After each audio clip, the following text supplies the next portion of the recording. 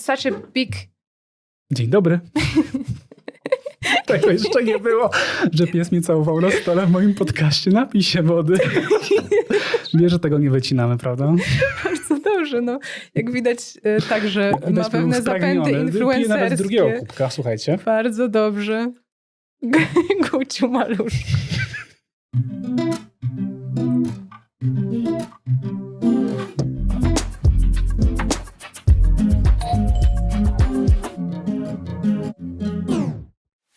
Maja Staśko zawitała nas do studia. Dzień dobry, hello. Dzień dobry, ja i Gucio. Nie jesteś sama. No właśnie, gdzieś tam ucieka. Gucia już nie ma. Nasz gość honorowy. Był. Tak, zdecydowanie. Niedawno do nas przybył ze schroniska i teraz jest z nami i jest wielką radością naszą. Powiem ci, że ja dorastałem z 5 pieskami naraz w domu ze schroniska. Wiem, że twój też jest ze schroniska i to taką empatię buduje w człowieku. Nie wiem, jak to nawet nazwać, ale coś niesamowitego. Tak, to jest taka miłość i taka troska, opieka, której w ogóle nie jesteś w stanie zmierzyć. Po prostu patrzysz na niego i masz w sobie tyle miłości. Maja, można by cię przedstawić na milion różnych sposobów. Ja naprawdę nie wiedziałam, od czego zacząć. Natomiast myślę też, że widzowie już wiedzą, kim jesteś. Autorka niezliczonej ilości książek, artykułów. Nazwę to tak, krytyczka literacka. Ale gdybym miał cię określić jednym wyrażeniem, nawiązując do naszej dzisiejszej rozmowy, to byłaby to osoba wspierająca ofiary przemocy. Bo dzisiaj o tym będzie. Będzie o przemocy. Cześć Gucio. Będzie o przemocy, będzie o seksizmie, będzie o gwałcie. Są to ciężkie tematy. Ja w moim podcaście staram się poruszać właśnie takie ważne kwestie społeczne i cieszę się bardzo, że tutaj jesteś i że wypełniam tę lukę, bo po raz pierwszy o tym rozmawiam. Jesteś miał 40 gościnią, a tego jeszcze nie było. Dziękuję bardzo za zaproszenie i też cieszę się, że poruszamy te tematy, chociaż rzeczywiście bywa trudno bardzo i to wspieranie osób po doświadczeniu przemocy to jest też na pewno coś, z czego jestem najbardziej dumna, więc cieszę się, że do tego mogę być sprowadzona. Cieszę się również. And we're gonna do it in English. Zrobimy to po angielsku. Po angielsku powiemy, że it's not your first rodeo, no bo ty już troszkę miałaś przemów w języku angielskim w samej Brukseli. Zgadza się? Tak, miałam rzeczywiście. Część z nich dotyczyła praw reprodukcyjnych, część właśnie przemocy seksualnej. Było to jakiś czas temu. Jestem też w organizacji Brave Movement z innymi osobami, międzynarodowa organizacja, więc porozumiewamy się tam też po angielsku, ale to jestem teraz na hormonach i nawet mówienie po polsku sprawia mi czasem trudności, co mnie za każdym razem zaskakuje. No ale zobaczymy jak to będzie. Najwyżej będę musiała się zmierzyć z tym, że nie wszystko jest perfekcyjne. No właśnie, a propos perfekcjonizmu, no to ja troszkę odchodzę od tego perfekcjonizmu. W sensie, ja w ogóle uważam, że perfekcjonizm nie istnieje, że to jest taki wymysł społeczny, który sami na siebie narzuciliśmy. Taka klątwa trochę i ja próbuję to odczarować, wiesz. Bardzo dobrze. Taka przełamując te bariery ekspozycja właśnie, na popełnianie błędów jest potrzebna. Pokazując, że nie ma czegoś takiego jak nieskazitelny akcent. What does it mean? Perfekcyjna wymowa, wiesz co chodzi? Tak. Więc będziemy to robić razem. Gucio wariuje, ale damy radę. Za chwilę przestanie, bo na razie mu się dziwi się nowej sytuacji. Maja, let's dive right into it. A natural starting point would be to talk about women. You're a feminist and I'm curious to get your perspective. What does it mean to be a woman in the 21st century? That's my opening question.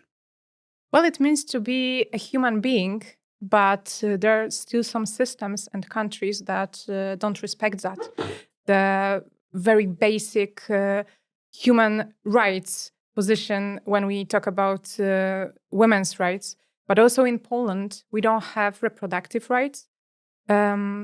We don't have some of the also rights, but when we talk about sexual violence, we have rights, but they are not respected. Mm-hmm. And the sentences, how we are treated in the courts, this is not how it should be, and this is not how we should treat human being. Obviously, there are countries that they are so much worse, like Iran, where there is regime and Jina Mahsa Amini was killed because there was some of her hair visible. So it's obviously there are some countries that you can be killed because your hair are visible. Mm-hmm. But we cannot speak about full human rights equality when we don't have these rights, and also when we are not treated equally.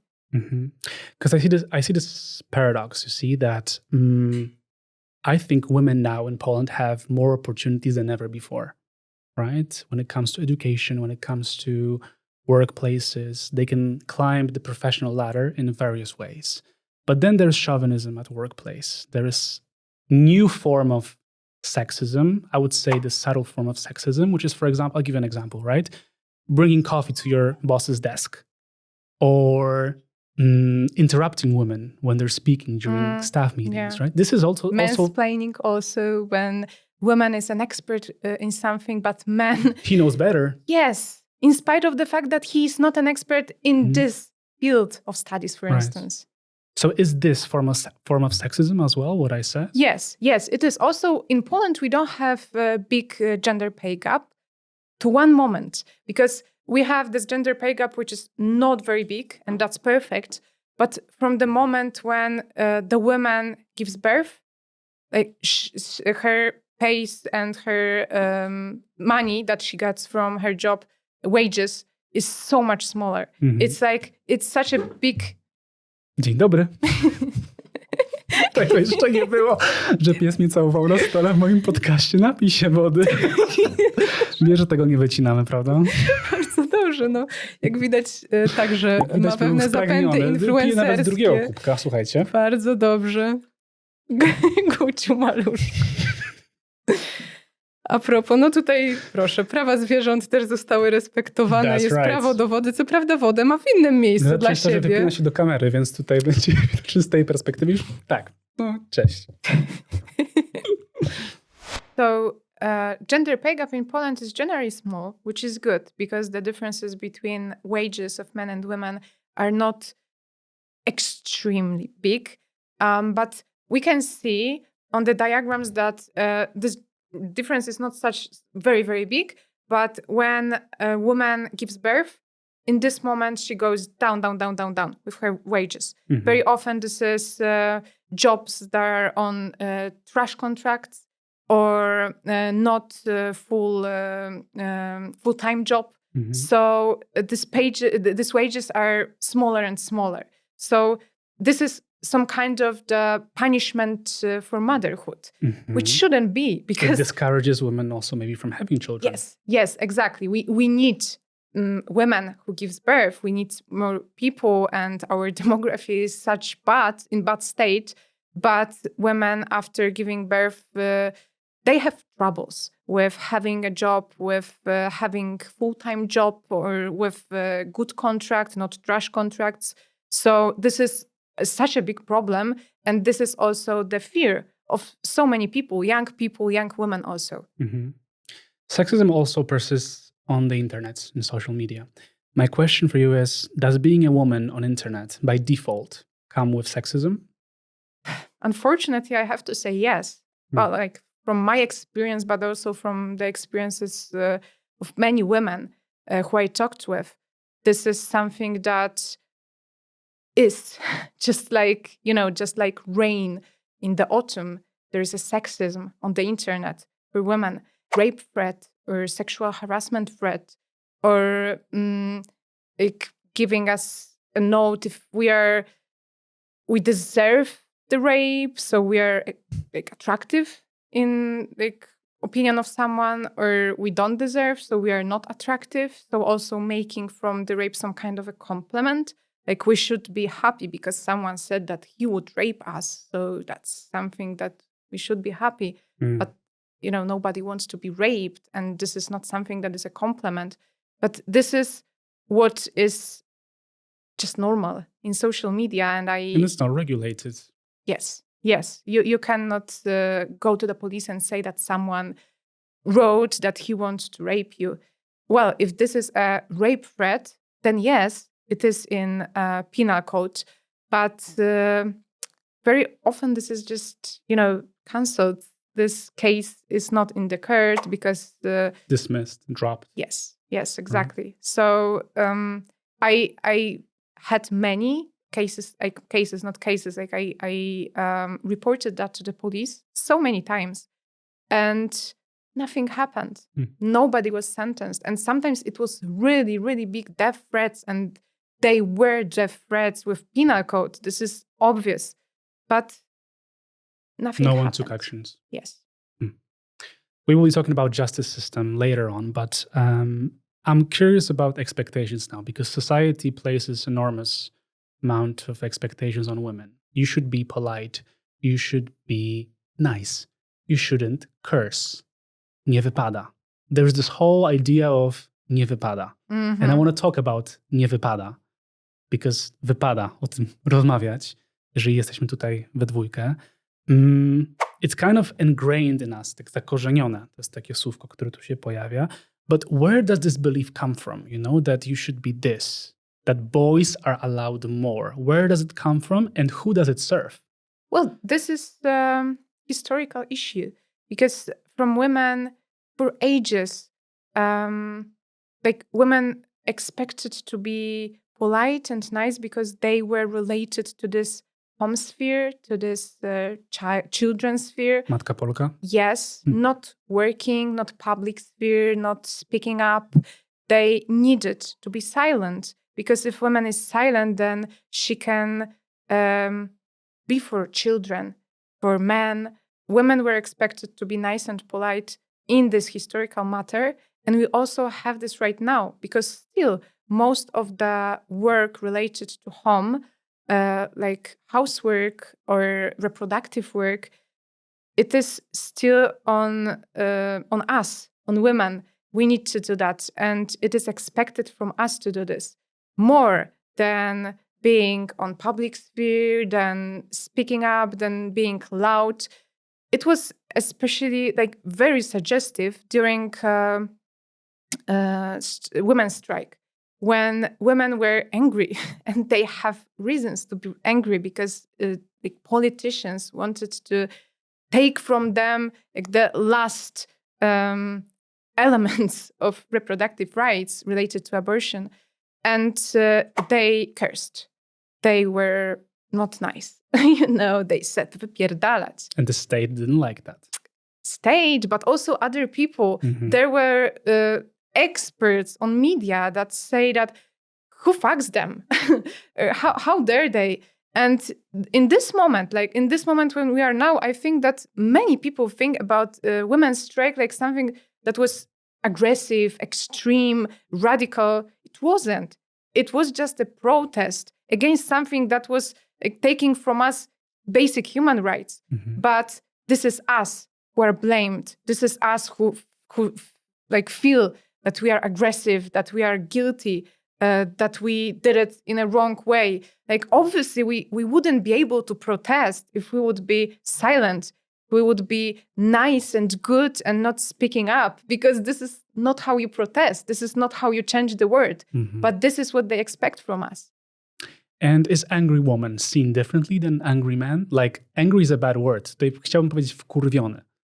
Pissed. Jak wkurwione kobiety wleją po Polsce. Ale nawet zobacz, pissed to nie odzwierciedla tego wkurwione. Wkurwione. Yeah, this is a nice word. Like, I really like no this to word. Słuchaj, czy kobieta wkurwiona jest, patrzy się na nią inaczej niż na wkurwionego faceta? Po angielsku. Yes, definitely this is the fact. But also, this is not, like patriarchy is not only for women, like against women, it's also against men. Because when man is sad, when he cries, when he suffers, he also is treated differently than women. Like women can suffer, can cry. This is not something that we are so much ashamed of as men. So I feel that patriarchy is against most women and most men. And it is for some, like 1% of men who are really, really privileged and who are, like who make decisions about this world. And they really like the status quo like it is right now. But yes, angry woman is treated worse than angry man. And I feel that sad man is treated worse than sad women. And assertive woman who knows her worth. Is she treated as difficult one? As aggressive one? Yes, as the conflicting one that is not very easy to cooperate with. Yes, because when we make boundaries and show these boundaries, then very often it is regarded as something against you. I say, please don't touch me, I don't like it. And the person who I talk to can make me the guilty one because he feels sad, he feels excluded.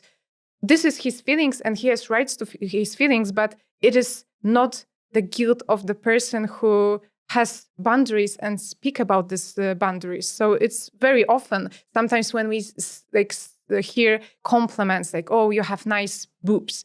This is a compliment you can say, but it's also something that many of us don't want to hear. I mean, our boobs are intimacy sphere, and we don't want to hear about that. And when we say that we don't want to hear about that, we hear, oh, we are so ungrateful, you are not nice, like you are so aggressive. You should just accept the compliment. Yes, right? Yes, I wanted to be nice to you. So sometimes not saying anything can be safer than like showing this boundary, which is very sad, because this is, everyone should feel comfortable in their like body and life. And sometimes it's safer not to say no, or not to say like give this boundary than to do this. And with compliments, because that was my next point, because we kind of reduce woman to a pretty object, right? When we give out the compliment, how does it affect her self-worth? That's my question. And what happens when we reduce? Because that's really putting a label on someone, right? Which is unasked for, uncalled for. Nobody asked you to give me this compliment.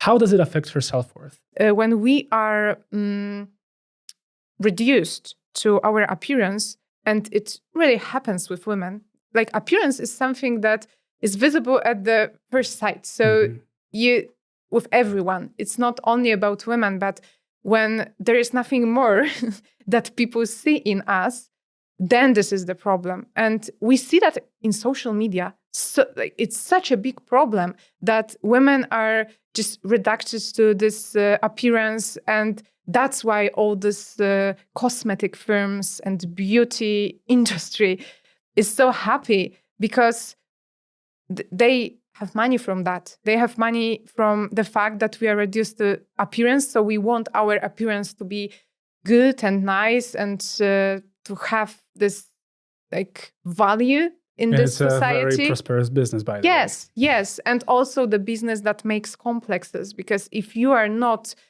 subordinated to those rules, when your value is just reduced to your appearance, then you are the bad woman, you are disgusting, you are not worthy. And it is really terrible, because this is just appearance. Everyone has appearance. We don't have to have the same appearance. It's just we are different. And it's such a big business, like on our complexes, on our beauty, or like taking our beauty from us. There are so much money, millions. Everything that we had said so far, so expectations, nie wypada, reducing women to the appearance, it creates this environment where women are limited, right? We agree on that. But I also think it opens up the very foundation of rape culture, because rape culture is not about physical. It's not just about physical, but it's also about, emotional, anything really related to that, right? So also the words we use. So my question for you is, because this is objectification of women, right? Like normalization of their subordination, as we said.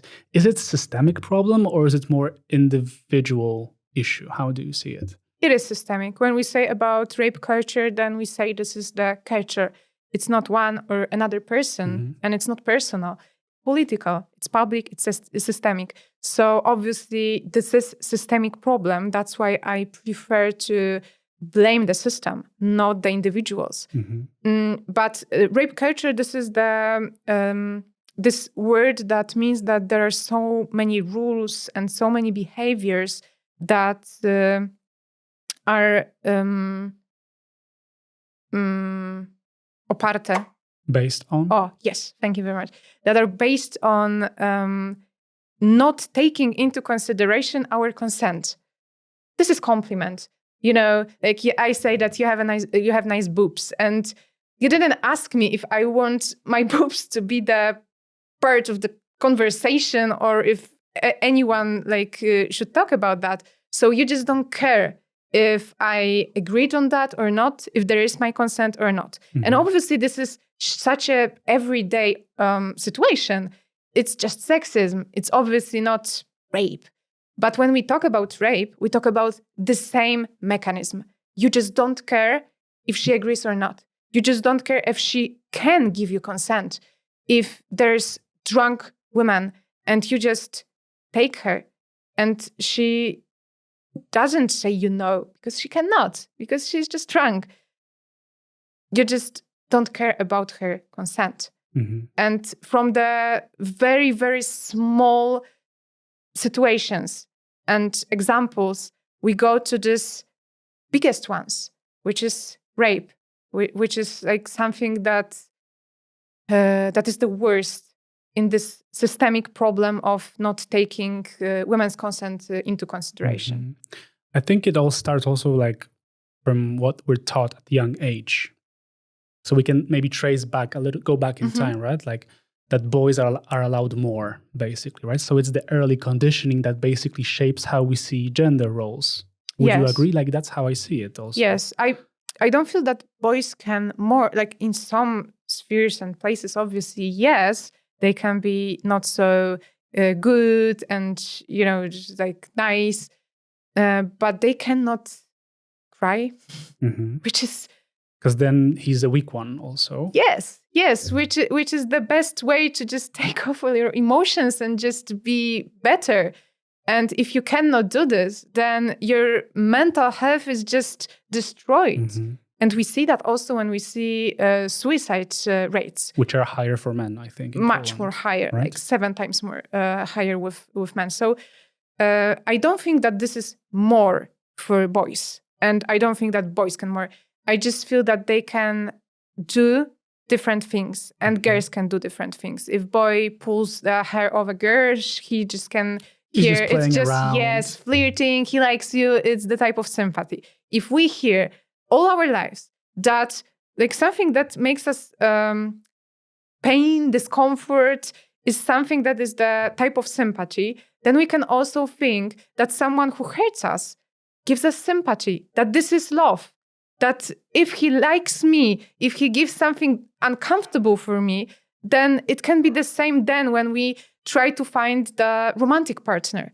And this is very toxic and this is very violent relationships very, very, very often. And but it happens on a daily basis. Yes, we and sometimes we cannot even see that this is violent because all our lives we thought that something that is uncomfortable, not nice, not pleasant is related to love, that love should be painful, that this is like the idea of love. And we can see that also with our parents, that they were not happy. And we think, okay, this is love. This is what I should strive for and fight for because this is how it looks like. This is what I feel.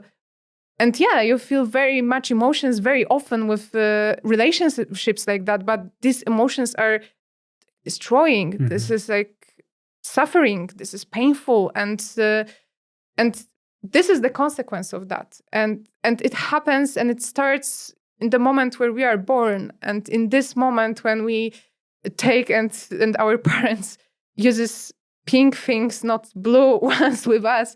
This is those differences that are not biological. They are not related to our genitals, hormones, chromosomes. It is purely social. And that is also how we can change that, by saying that and by changing social mechanism and processes. Changing the narrative, really, yes. Right? Yes. How we see it. Because we kind of brought it on ourselves, basically. Yes. Yeah. That's how we can say. Sexual harassment, molestowanie, rape, gwałt. I do feel like sometimes brakuje mi teraz słowa. Wyczaruję zaraz. That's perfect, because I'm not the only one. Że czarownica się zaciera w takim sensie, że sometimes the same action is just, there is a different name used for it, right? And legally, sexual harassment is less violent than rape. How does it look like legally? I know you're not expert, you're not a lawyer. A lawyer, yeah. We know that, but we're having a conversation. I think your expertise is quite sufficient in it. Yeah, so tell us the difference between the harassment and the in many courts, and I also helped and I cooperate with lawyers, so I know something. Sexual harassment in Polish civil code and also penal code is just not written anywhere. Molestowanie is not there. It's only in work places, and that's where it is. really written. It's sexual harassment and mobbing, molestowanie and mobbing. This is two of the things, but sexual harassment is not in civil or penal code. So when it is outside of the workplace, then you have naruszenie nietykalności cielesnej,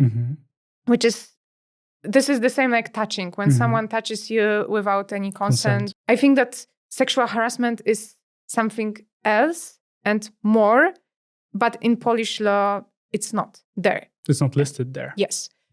But our definition of rape, which is 197 like article in our penal code, this is pretty broad definition, which I feel that it is good. And some of the situations of sexual harassment is also considered there. Rape. Yes, yes. Because rape is not only penetration, but also other sexual act. And this other sexual act is pretty broad. It depends obviously on prosecutor's office and then on the judge. But generally, it's not only, fortunately, penetration, because rape is not only penetration. And also, from this year, we have a new definition of rape, which should be there like from years, but we couldn't, cooperate. Like politicians couldn't cooperate on this case, but it is right now. And what is it now? Before it was this definition from 1932. Which is pretty old, as you hear. Old. Yes, older than us even. So it was the definition when the rape could be on three options could lead to rape. First, it should be a violence. Usually it was understood as physical violence. So if the victim screams or try to stop the perpetrator, then it was considered the rape. Second one was the threat, which is the death threat or threat that the perpetrator would do something to your family if you will not do this. So this was the second. And the last one was the podstęp, which is deception, I guess. So it was the situation when someone used your lack of ability of knowing everything. Like the example that is there is like when you are in the bed and the brother of your husband goes to your bed and he rape you and you think that it was your husband. So you couldn't say no because you thought that this is your husband, deception. But someone used this that you didn't know. So this was only three options of definition of rape. Like this old definition of rape, and the new one from this year, there is one more option: lack of consent. And this is generally like it covers all of that, because that lack of consent is also when you have death threats, when this is physical violence or deception. But we don't know how it will work because, it is the definition of rape, and socially it is regarded as that. And I think that most of us, if hears rape, says this is the sexual act without consent, and this is how it should be. But we don't know how it will be in the courts because, with these other options, most of the cases were umarzane, dismissed. Because of lack of proofs or a bad system or like some... Or maybe interpretation. Yes. But also prosecutors' office sometimes don't take these proofs, so they cannot have proofs that they didn't try to have. Because when I wrote articles, sometimes I felt that I have more proofs than our system because they just didn't take it. They just didn't list it and check it. So this is the one problem. We have also a problem with forensic experts. They are sometimes not very experts because you can be a forensic expert and didn't upload your knowledge about sexual violence in years, which means that you are not very... up to date. Yes. And you probably shouldn't be there, or you shouldn't decide if this is rape or if this is how the victim of rape behaves. But the good thing from this new definition of rape, we don't know how it will be in court, in prosecutor's office or police. It can be more umorzenia. We don't know that right now because it is monitoring by Fundacja Feminoteka, but it's only a few months right now of this new law, so we don't know. But the good thing is that people who experienced rape, and during this rape they didn't scream or they didn't defend themselves in this physical form, they can be regarded as victims of sexual violence or victims of rape, which is such a big change, because before they just were, it wasn't rape because you didn't scream. And we had sentences like that. It was 13 years old who her rape wasn't named raped because she didn't scream during that. And it's terrible and it shouldn't happen. Most of the people during rape, they don't scream. They don't defend themselves physically. They are paralyzed. And this is normal and physiological reaction on sexual violence. Or when you are intoxicated, how you can say consent when you don't remember anything, you are unconscious. And consent needs to be conscious. So yeah, this is situations like that. And our law right now covers it, which is good. But we don't know how it will be with our system, which is generally not very good for supportive. Yes, and also I say very all the time victims of sexual violence or rape. We shouldn't generally say that. I say that because it is easier and more comprehensible. But we should say more survivors. In Polish, it's also ofiara, przetrwanka. And here it's also victim, survivor. So, or person who experienced sexual violence. It's more like more that. Inclusive. Yes, because victim, it's sometimes stigmatizing. And it shouldn't be, because it's not something that you should be ashamed of, that you were raped or sexually harassed. Because then there's a sense of guilt that comes, which we're going to be talking about later on. Yeah, exactly. But this is just something that I say right now, that maybe my vocabulary here is not perfect, not only because of English, but also because of this words. But it's easier, and I think that more people can understand when you say victim than survivor. So we should say survivor. Yes, more inclusive. yes. Perfect. There are certain stereotypes, Maja, myths that I would like to debunk. And the first one is that the perpetrator will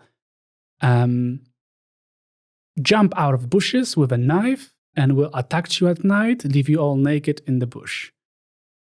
It's not usually the case how it is seen in TV crime shows, is it? Yeah, most of the cases of sexual violence and rape are the cases with people who you know. So your parents, most of the cases, this is your partner or ex-partner, your uncles, the people who you like your friends, people who you trust, because they have the easiest access to do this.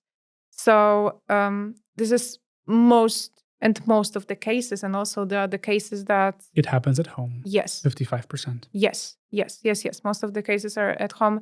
This is also the most difficult cases, because when you speak about that, all family needs to react, and not always they react and go on the side of victim, because before she spoke up, there was no problem. They didn't know. They didn't have to react and do anything. And when she spoke up, there's such a big problem. You have to react. You have to go to the police with her or not, or support her or do something and think what to do with the perpetrator. It's better to sweep under the rug. Po polsku powiemy zamieść pod dywan. Yes. Będzie. Yes, it is. And that's why sometimes, or nawet, it's not sometimes, it's very often, the fact that the survivor spoke up is considered as more disturbing than the act itself. Because about the act, only perpetrator and victim usually knows. So this is something that they have on them. And when you spoke up, there are so many people that need to do something about that. And usually they don't know what to do about that because we don't have a good resolutions on that. And you don't know, you love your father, and then you hear that your father raped your friend, for instance, and how you can react on that. And you really preferred when your friend didn't spoke up about that, because the word was so much easier in this moment. So that's why when survivors spoke up, the reactions very often are very, very traumatizing for them and not very helpful, because we live in the world when this is easier to be silent about sexual violence. And sometimes it is even more safe, because when you are on the courts and when you have all this process, this legal process, you can still be traumatized, and it can be years and you can years. Be exposed to threats. Yes. Danger. Yes. By perpetrator, by people who believes him, supports him.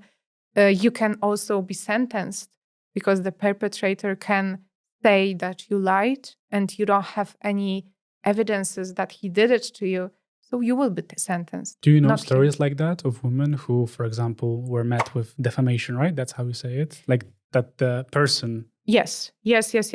I know the story of Katarzyna. It wasn't defamation, it was false zeznania, fałszywe zeznania. Because she said that she didn't have a romance with person who was accused of rape. And he said that it was a romance and that this act of rape was, like she said, rape was the romance, like the moment of romance. Like obviously it was, like it's not very coherent, because you can have a romance and still it can be rape, but she was sentenced because the court believed this perpetrator. Yeah, this guy who said that it was a romance. And I was on this cases and with Katarzyna, and I saw what were the proofs of this romance. And it was, for instance, how their heads were close to each other, if they were romantically close or not, when they were on the bench and someone saw there. So I was very, very surprised when I saw that she was sentenced, and his case regarded rape was at the beginning umorzona. Sorry, I didn't. Dismissed. Yeah, dismissed. Sorry. Like once, but my brain right now is not working like usually. But then we went to the highest court, and this case was back with the court. And then he was sentenced, as far as I remember, but it was on not rape, but some other violence. So, but she was sentenced as the first one. And probably got traumatized after this. Yeah, she got traumatized, and she was so afraid that she will go to the prison, because this was the option. And just because you tried to defend yourself. Yes, just because you said your version of your story. And when he said his version of his story, like his case was just cancelled. So we needed to go to the highest court, and in the highest court they said that her wiarygodność, reliability, was automatically taken from her by the system, justice system. So that's why it went back, and it was better. Yeah, but she was cancelled. She was sentenced. The last myth is that the victim sometimes provokes the way she dresses, the way she behaves, right? Or just happens to be in a certain place. What do we have to say about that? This is victim blaming. This is the way of people to put all blame on the victim. And the reason why they do this, it can be not, they can try to defend themselves. Because if you say to yourself that if you will not have some kind of a makeup or some kind of short dress, or you will not go out after midnight from home, then you can feel for a moment that you are safe, which is not true. This is false thinking, and it is really, really bad for survivors, because the statistics and also the situations when they experience violence shows us that how you are dressed is not a thing at all. When you are in your bed with your pajama, long pajama, and your husband rapes you, it's not about the dress. It's not about your makeup. You have no makeup. It's not about where you are. You are in your bed. In a safe space. Yes. And this is allegedly most of the cases. So, and also when we say about those situations outside, when someone you don't know attacks you, it's not about also how you are dressed. It's more how you're accessible, that he feels that he can have you without any consequences. And that's why we should focus on consequences for perpetrators. Because if they know that with a big probability they will have none, then they will do what they do.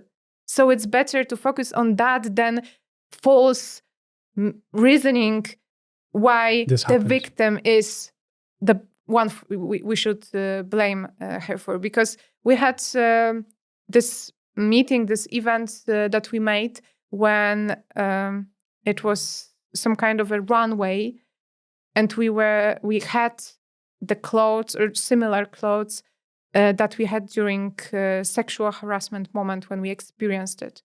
And the clothes were regular all of clothes. them. Yeah, jeans and jacket. And you can be covered fully. And this is not something that will protect you from sexual violence. This is the worst, because the person who decides if it will be sexual violence or not is the perpetrator. And not you. It's not like we go out and we think, okay, now it will be rape. This is the other side that decided, okay, now I will attack her. Now I will do this. The only person who can decide and make the word without sexual violence is perpetrator. And about provoking, what's interesting is the church's point of view, because they see rape as a sin. It's obvious. But they also say, some authorities suggest that women provoked it or should have been more careful. So what do we have to say about this? Because for me, this is like two contradictory statements. You know what I'm trying to say? Yeah. I know, because you say that it is sin and that we should blame the perpetrator, which is good, and this is how we should think about that. And also our law says that in this manner. But then you say that, the survivor should maybe do something else to protect her. This has very origins in the history, because historically church made saints from the girls who didn't allow for being raped. And this is the story, even pretty modern story. This is 20th century, of Maria Goretti. She's the saint. She was 12. And it was a guy, he was 18, I guess. And he attacked her and he tried to rape her. But she was very, very active with defending herself. So he couldn't rape her. So he stabbed her a few times and he killed her. And the church says that she is the patron of young people because she didn't allow for a sin, as the sin was her responsibility. Mm-hmm. She was just a baby. She was 12 years old, and this is pedophilia act. But they don't speak a lot about perpetrator. Mm-hmm. When she was uświęcona, like when they made her saint officially in the church, the perpetrator was at this event because he lived so long time after that. Obviously, he was in the prison, and then he was the one who changed himself and showed everyone that he can change himself. And he was there. She wasn't, because she didn't live, because she was killed, murdered by him. And the murderer was there, and they showed him as someone who changed himself, and that's someone who is right now good. When you show young people that the only way to be idolized is to defend yourself from the rape, it is such a big message and such bad message. Because if she was raped, she wouldn't be saint. And it's not her fault. She could have not this defending herself reaction, but this paralyzed reaction. And she couldn't help that, because this is how your organism works, in this moment reacts. And then she wouldn't be the saint one. She wouldn't be the patron of young people. How young people who were raped and didn't have any, there is no blame in them that they were raped, how they feel about that when they hear that they should defend themselves of the rape, of this sin. It was this narrative that she's saint because she didn't allow a sin to poison her heart. Like, how? You are raped, so you allow sin to poison your heart? It was this also, like, popes said that she was so good and so in love with Jesus Christ that she didn't allow on that she is not, she's not someone who wants to have fun all the time. Like, how you can speak about rape and about survivor of attempt of rape and murder like that? It's just scandalous, and this is what's really, really sad for me, because when you are in the church and you were raped as a young person, child, you just hear that you are the one who is blamed for sin, and that you didn't defend yourself from being a bad person, and you should say sorry that you were raped. You should feel bad that you were raped. You should feel bad that you weren't murdered and that you live after rape. It's unbelievable. Another point of view of the church, I'm going to read it because it's quite a long one, is that not respecting when someone says no is a matter of responsibility, whereas refusing sex is considered a serious sin. Mam na myśli tutaj obowiązek małżeński. When you refuse sex, you're a sinner. Yes. And this is... What do we have to say about that? This is... it was the priest who lately just said these words, because I thought that maybe it was many, many years ago, because obviously I heard those stories and I supported women who forced themselves to have sex or were forced by their husband to sex because they said that priest says that this is your obligation. You need to do this because we give each other our bodies when we got married. So this is the epicentrum of culture of rape. This is if we need to have an example for that, this is that. But also it was a priest who lately said it. And he said that when you don't have sex and the other side wants to have sex in marriage, it is also named grave sin. In Polish, it's grzech ciężki, which is, I think, not so bad. Like, it doesn't sound so bad, but when it is grave, so you are a bad person and you made a grave sin because you didn't want to have sex and you said no when you didn't want to have sex. Because you're in a marriage. This is and right of everyone. Obliged to. Yes, but this is just forcing people to have sex. I mean, like, this is rape. This is how you promote rape. If you are forcing someone to have sex only because they are in the marriage, then this is rape, because in marriage it can be also rape.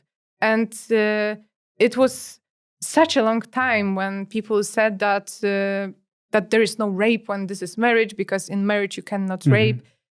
That's not true, because the consent, you don't lose your consent, your free will when you are in marriage. You don't lose it. You never lose it. And you cannot lose it. Nobody can take it from you. So if someone tries to do this, it's like really promoting sexual harassment. You know what's most problematic for me is that if we follow church's narrative, then forgiveness is more important than punishment. And this minimizes the responsibility of a perpetrator. Yeah, that's the story when this perpetrator of 12 years old was in this big announcement that she is saint one, right? And she was dead, and she was murdered, and she experienced attempt of rape. So yeah, I also see such a big injustice in that, because I don't think it should look like that. I just, yeah. In cases of rape, does Polish law protect the victim or the perpetrator? This is... well, it's, in theory, the survivor should be protected. And we have also mechanisms. From 2014, there were such a big changes, because right now in Polish law, only the victim or survivor have her zeznania. Confessions? Yeah, confessions only once, and it is recorded for her not to be traumatized once and once again. And also the police officers, they cannot ask very specific questions, because this is not their role. They need to take very basic information, and then the specific questions, there are with prosecutors, officers, and with this confession that are recorded. So there are big changes, and it's so much better than it was before 2014, for instance. And also rape is ścigany z urzędu. Yeah, rape is ścigany z urzędu from 2014. So it's also a big change, because before it was possible for survivor to report rape, and then because she was gaslighted, attacked, and she had threats, death threats or others from her perpetrator, then she said no, and like justice system, but okay, we are not doing anything with that. Right now it is not possible. So there are changes, but then you have to apply to get a lawyer. You don't get it automatically. No, unfortunately not. This is the law not only related to sexual violence or rape. This is just the law in Poland. I think that in Poland, victims don't have very easy life when it comes to courts and justice system. Also, everything what they say when they have confession can be used against them. So if they remember something incorrectly, it can be like false accusation, or there's just false confession. But when you are someone who is on the other side, which is not perpetrator, but is podejrzany or then oskarżony, then you can lie as much as you want. And nobody can do anything like that, because we believe in our law that you can defend yourself with everything. So even with lying.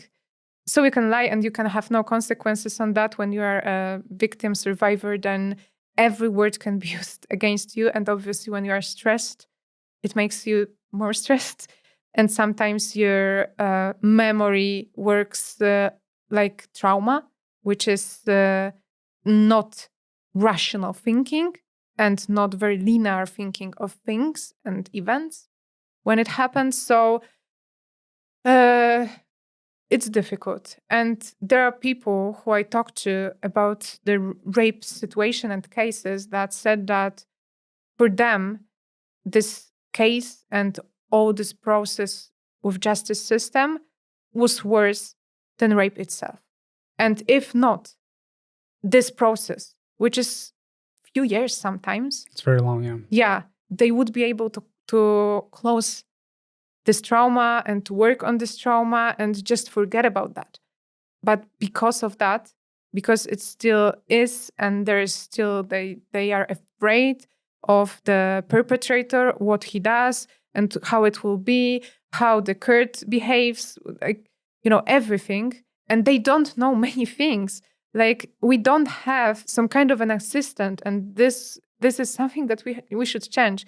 In Poland, we should have an assistant who help the survivor, goes with her to the police, to the persecutor's office, to confession, to the hospital. Be this emotional supporter, right? And also inform her on what stage there is her case, because very often survivors, they don't know that. They just feel like they are alone and nobody says them anything about their case. So they feel that they have, again, no control. With rape, they had no control. With process, they have no control. So yeah, it's very bad. Like, in theory, it is better for sure. Mm-hmm. But in practice, when you hear those stories, when you are with these people, you see that this is traumatizing very often. Not always, but it can be. We talked about the church and the justice system and the loops it has. I want to still get back to the reactions of rape, because this is what interests me, because you say that every reaction is different and there are as many reactions to rape as there are cases of rape, basically, right?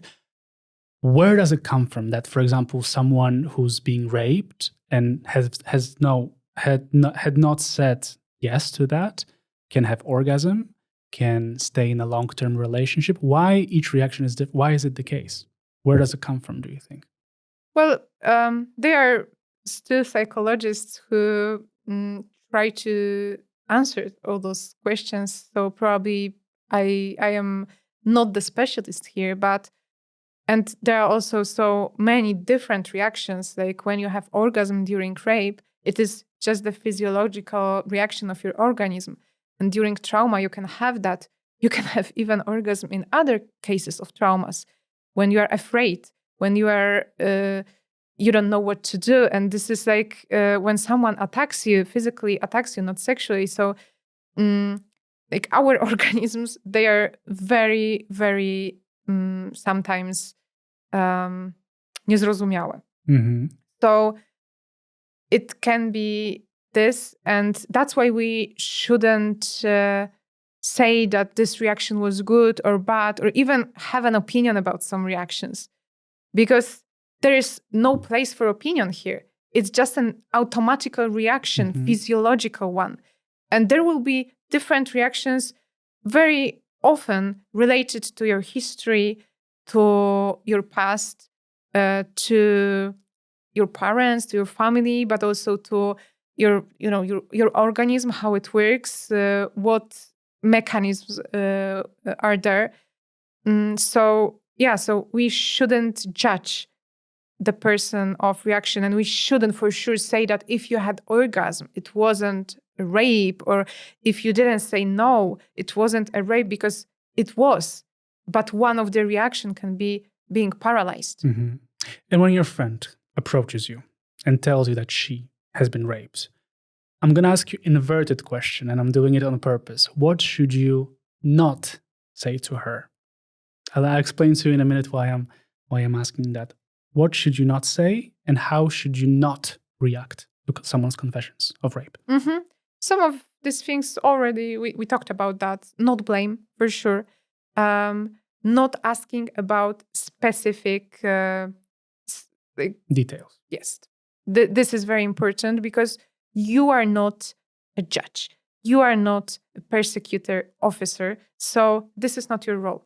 In this moment, when someone says you about that, you can be the first person who hears that. So from your reaction can depend if this person reports that, if she will say that to other people, if she will, try to do something with that or not, or if she will just feel that she is one to be blamed for, mm-hmm. she is the stigmatized one, the dirty one.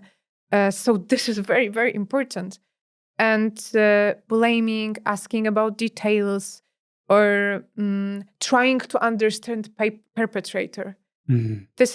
Has it happened to women? Yes. that you talk to? Yeah, especially when they know that, when they know him.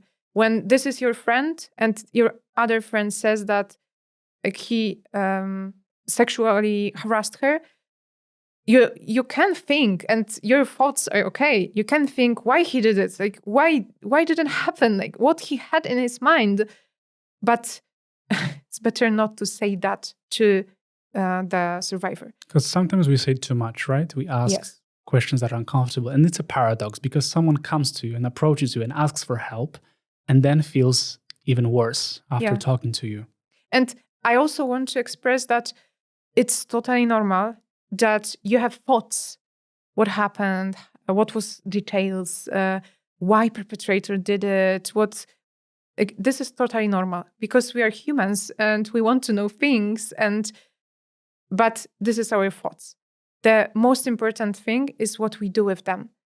Because we can talk about them with our psychoanalyst or our, like, maybe if there will be consent, our friends, but not to say that to the survivor. This is the most important thing. Because in this moment, when you hear that, like, it is a very important moment because it can influence what happens next with this person and with this case. So the best way is just listen.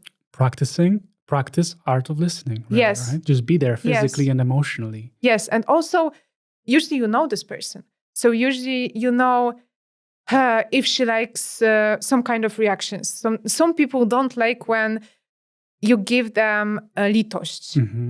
And if you know that this person doesn't like that, it's better not to give this litość because she doesn't like that and she would not like that. And you can say, I believe you, I support you. You can ask, what can I do for you? I am with you. I am on your side. What can I do for you? Because we don't know what this person really needs right now because people are different. We cannot make some kind of a guide and universal guide for everyone. And I don't know, help this person with shopping. Because like this person, when we talk to her, maybe she doesn't have a problem with shopping. Maybe she has some other problems. Maybe she needs something else, or maybe she needs just silence. And if we don't know what to do, and when we don't feel that, because this is very unusual situation, it doesn't happen every day, and that's good. It shouldn't, because like sexual violence shouldn't happen every day with everyone. But but in Poland it happens, unfortunately. But in this situation, when you don't know something, asking is the best way. What can I do for you? What do you need? And also, we are not the specialists. We are not psychologists. Experts. We are not lawyers. We are not intervention specialists. So also, it's very important to say that there are places where this professional help is for this person, which is Fundacja Feminoteka with lawyers, psychologists. Experts, really, right? Yes. Or Centrum Praw Kobiet, or Fundacja Fortior for men, or Niebieska Linia for survivors of domestic abuse. So there are many organizations in Poland who help every day, and we don't have to be, and we cannot be, psychologists of this person, because this is not even healthy. Or lawyers. We are not lawyers. We don't know many about those. We can go with this person to the police or to prosecutor's office, but we don't know exactly what are the rights, what will be next. So there are specialists, experts who really can help with that. Maja, the last bit I want to discuss is sexual education at schools. And I was talking to 10 of my friends before having an interview with you. I was like, guys, did your parents talk to you about sex when you were young? And none of their parents did talk to them. My parents also didn't talk to me about sex or sexuality, right? And I was thinking, maybe it's good. You know why? Because maybe the parents also are disinformed because their parents, aka our grandparents, they didn't talk to them. So my question for you is, where do we learn about sexuality nowadays if our parents don't talk to us? Are parents the right people to talk about sexuality? I am afraid that right now young people learn about sexuality watching porn movies. On social media also. And social media. This is the worst place where anyone should learn about sexuality, because this is not real. This is full of violence. This is just a play, but this is portrayed like not a... It's just the worst place where you can have your education about sexuality. But also they learn, because you said that your parents didn't talk about sex with your friends, but for sure sometimes they had some kind of allusions or, jokes about sex, like old parents or just mature people do. So this is where we learn about sex. And I don't think it should look like that, because it's not good. It doesn't give you knowledge. It doesn't give you also the respect of consent. And we as women, mainly women, learn about our sexuality when we are called. When someone called to us on the street that we are cute and he would have sex with us. I remember that when I was young, I heard this calling from the other side of the street or some kind of place outside. Cześć blondyna, chcesz mieć syna, chodź za bramę, pogadamy.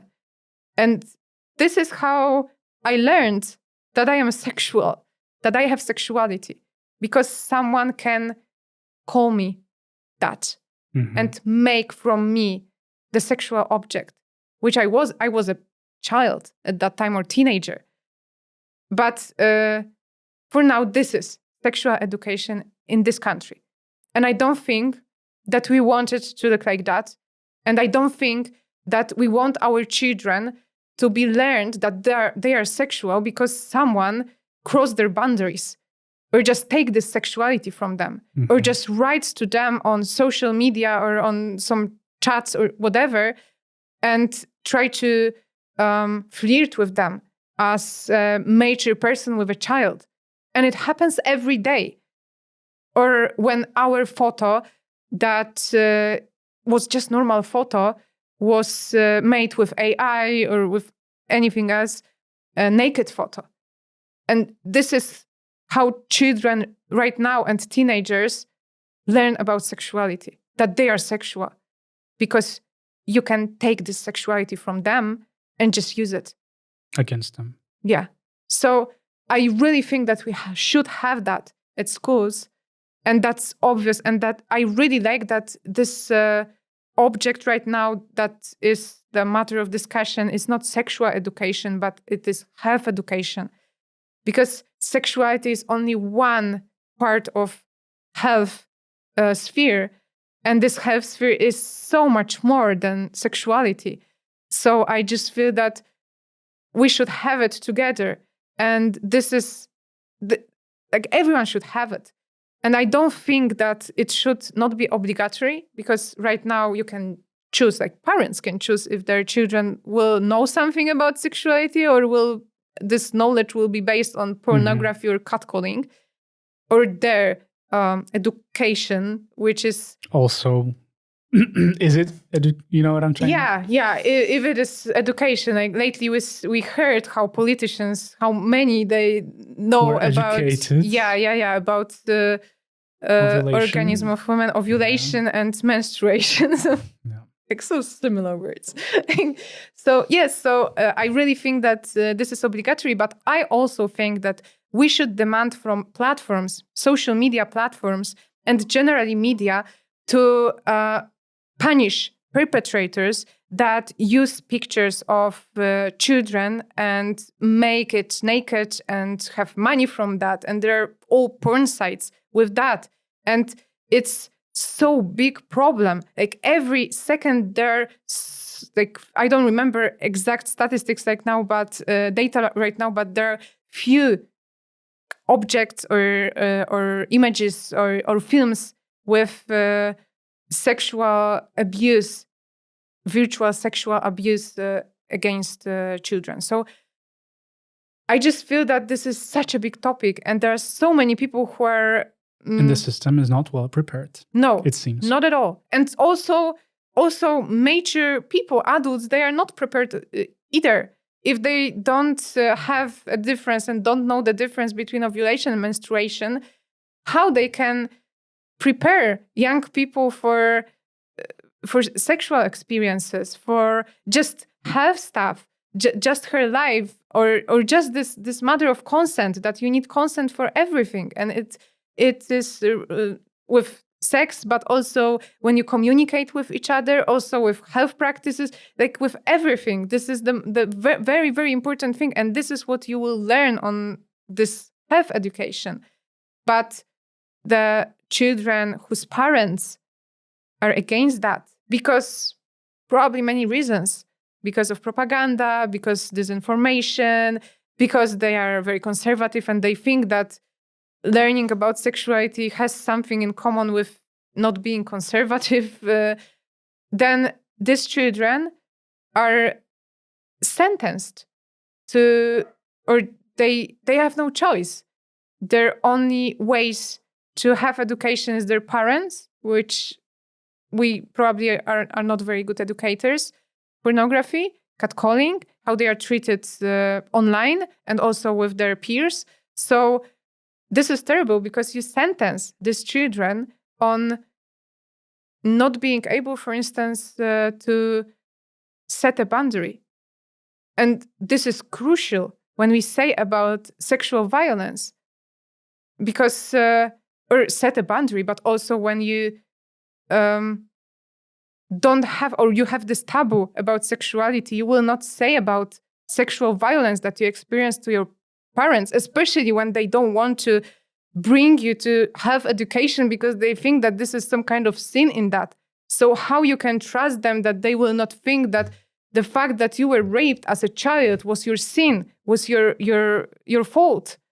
And I am so afraid of these children who will not go on this education and who don't feel that they have a place that they can trust just nowhere. Because when they experience something difficult, they don't feel that they can get support anywhere. Their parents, school, and that's... They cannot find support anywhere.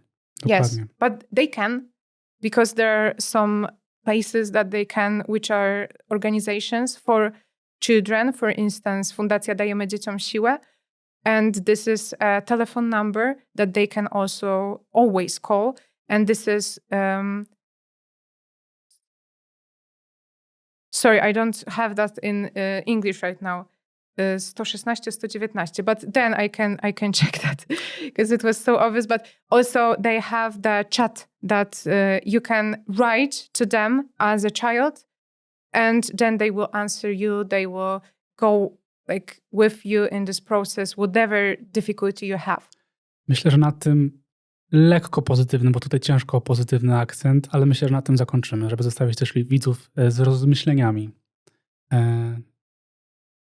Dziękuję Ci bardzo za rozmowę. Nie była to łatwa rozmowa, ale myślę, że wiele osób się zainspiruje. Dziękuję też bardzo. Mam nadzieję, że ten angielski nie popsuł. Było super. Dziękuję. Dzięki.